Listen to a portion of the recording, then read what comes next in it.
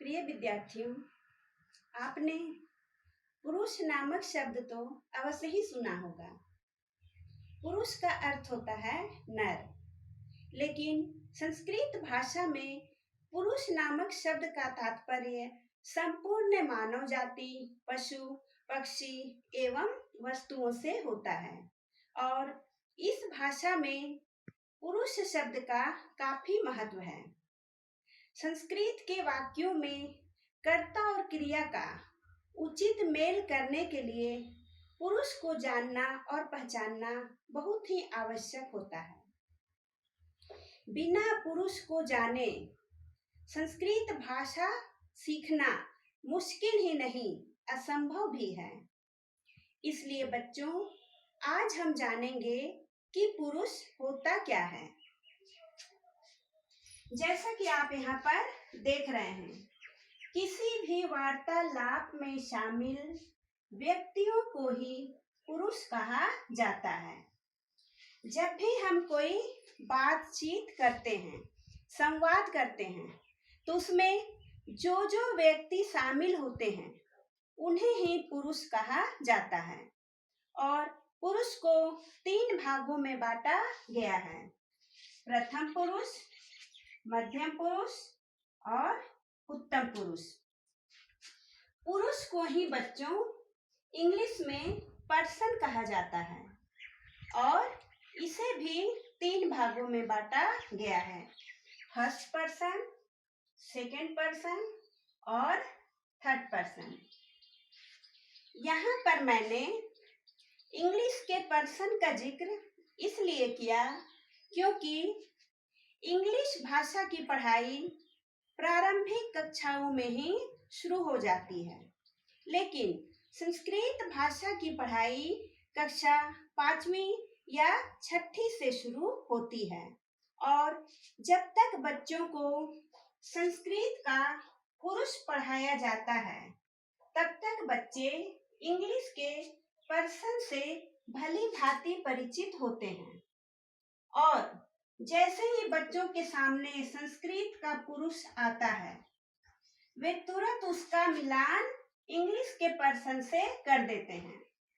वे सोचते हैं कि संस्कृत का प्रथम पुरुष इंग्लिश का फर्स्ट पर्सन होता है। लेकिन बच्चों, यहाँ पर मैं आपका ध्यान विशेष रूप से दिलाना चाहूंगी कि संस्कृत का प्रथम पुरुष इंग्लिश का फर्स्ट पर्सन नहीं होता है, बल्कि संस्कृत का प्रथम पुरुष इंग्लिश का थर्ड पर्सन होता है और संस्कृत का उत्तम पुरुष इंग्लिश का फर्स्ट पर्सन होता है और संस्कृत का मध्यम पुरुष इंग्लिश का सेकंड पर्सन होता है। इसे आप विशेष रूप से समझेंगे। इसे हम इस तरह से मिला सकते हैं: प्रथम पुरुष इंग्लिश का थर्ड पर्सन, उत्तम पुरुष इंग्लिश का फर्स्ट पर्सन, मध्यम पुरुष इंग्लिश का सेकंड पर्सन। अब बच्चों, हम समझेंगे कि ये प्रथम पुरुष, मध्यम पुरुष और उत्तम पुरुष होता क्या है। जैसा कि बच्चों आप लोग जानते हैं, संस्कृत में 3 वचन होते हैं: एक वचन, द्विवचन और बहुवचन। इधर मैं लिख रही हूँ पुरुष, प्रथम पुरुष, इसे मैं संक्षेप में लिख रही हूँ, मध्यम पुरुष और उत्तम पुरुष।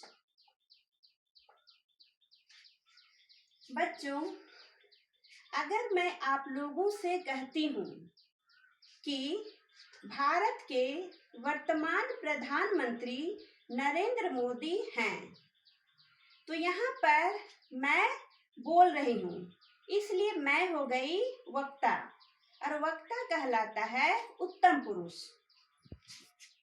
वक्ता यानी जो बोलता है, वक्ता, बोलने वाला, ये होता है उत्तम पुरुष। और यहाँ पर मैं बोल रही हूँ और आप लोग सुन रहे हैं, इसलिए आप लोग हो गए यहाँ पर श्रोता। श्रोता होता है मध्यम पुरुष। यहाँ पर मैं लिख देती हूँ श्रोता।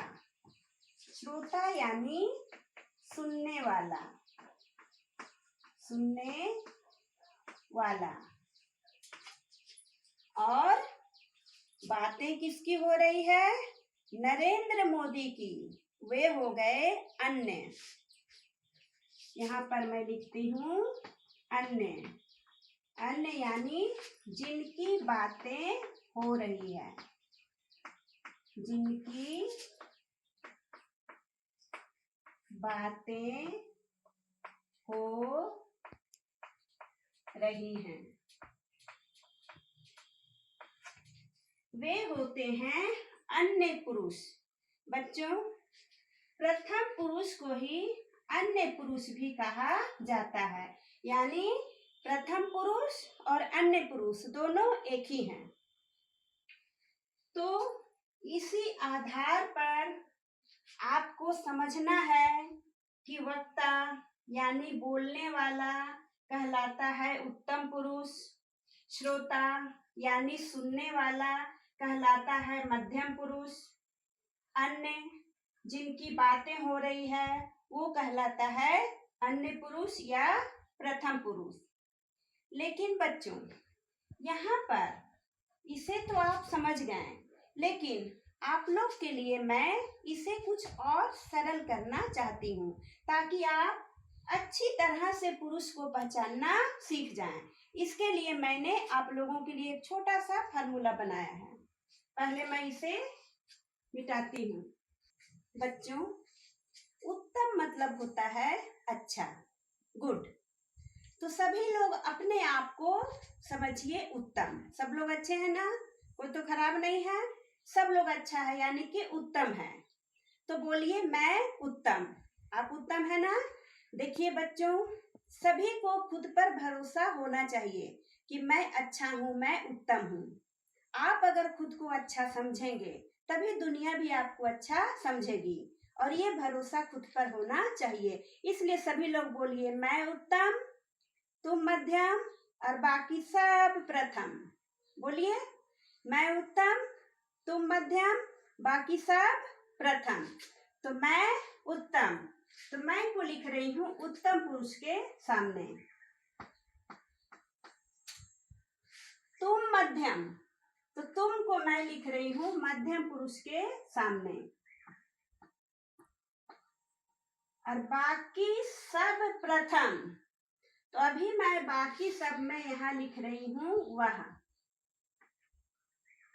अब ध्यान दीजिए, जब मैं बोल रही हूँ मैं यानी सिर्फ मैं, एक वचन, अगर इसे ही द्विवचन में लिखना हो तो क्या लिखेंगे?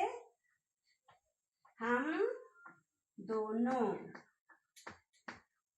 और अगर बहुवचन में लिखना हो तो क्या बोलेंगे? हम लोग या हम सब। उसी तरह से एक वचन में है तुम, अगर इसे द्विवचन में लिखना हो तो हम लिखेंगे तुम दोनों। और बहुवचन में लिखना हो तो लिखेंगे तुम लोग या तुम सब। वह एक वचन, इसका द्विवचन में होगा वे दोनों,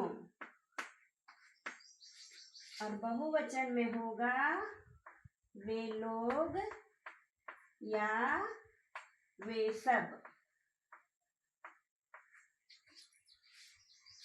अब यहाँ समझिए, मैं, हम दोनों, हम लोग या हम सब, ये है उत्तम पुरुष। तुम दोनों दोनों, तुम लोग या तुम सब, ये है मध्यम पुरुष।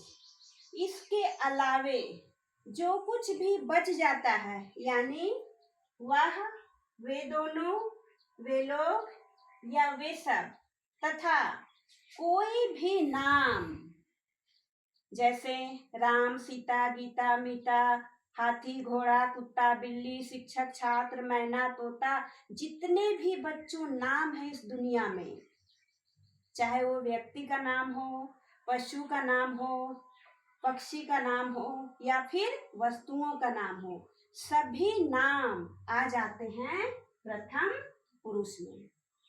इस दुनिया में जितनी भी वस्तुएं हैं, जितने भी सामान है, कुछ भी है, सभी का कोई न कोई नाम होता है। बिना नाम का कुछ भी नहीं होता है। ये पैरों के नीचे जो गंदा है उसका भी नाम है धूल, है ना।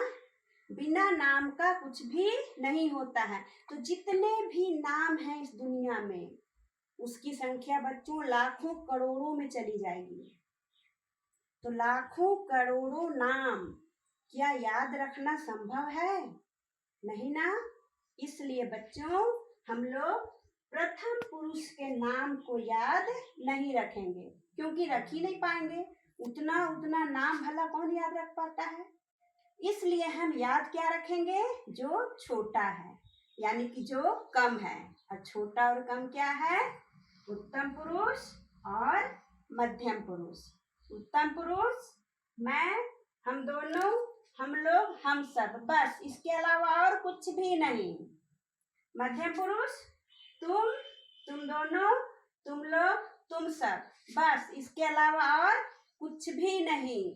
बाकी जितना कुछ बच जाता है वे सभी आ जाते हैं प्रथम पुरुष में। समझ में आया? आ गया? अच्छी बात है। मैं पूछूं? ठीक है। अब आप बताइए, जो मैं यहाँ लिख रही हूँ ये किस पुरुष के अंतर्गत आएगा? क्या कहा? मध्यम पुरुष। कर दी ना गड़बड़? अभी मैंने कहा कि मैं, हम दोनों, हम लोग, हम सब, ये है उत्तम पुरुष। इसके अलावा और कुछ भी नहीं। तुम दोनों, तुम लोग, तुम सब, ये है मध्यम पुरुष। इसके अलावा और कुछ भी नहीं। तो फिर आप कैसे हो गया मध्यम पुरुष? नहीं हुआ ना बच्चों। एक बात यहाँ एकदम ध्यान रखें, तुम दोनों, तुम लोग, ये मध्यम पुरुष है। लेकिन आप दोनों और आप लोग, ये आ जाता है बच्चों प्रथम पुरुष में। यहाँ पर आप गड़बड़ नहीं करेंगे, ठीक है। पुरुष को अगर पहचानना हो, जैसे मैं यहाँ एक शब्द लिख रही हूँ राम, आपको बताना है कि यह राम शब्द कौन पुरुष है। तो कैसे पहचानेंगे? देखिए, पहले चेक करिए, ये मैं है, नहीं है। हम दोनों है, नहीं है। हम लोग है, नहीं है। हम सब है, नहीं है। यानी यह उत्तम पुरुष नहीं है। अब चेक करते हैं, क्या यह तुम है? नहीं है। तुम दोनों है? नहीं है। तुम लोग है? नहीं है। तुम सब है? नहीं है। यानी यह मध्यम पुरुष भी नहीं है। तो बच क्या गया? प्रथम पुरुष ना।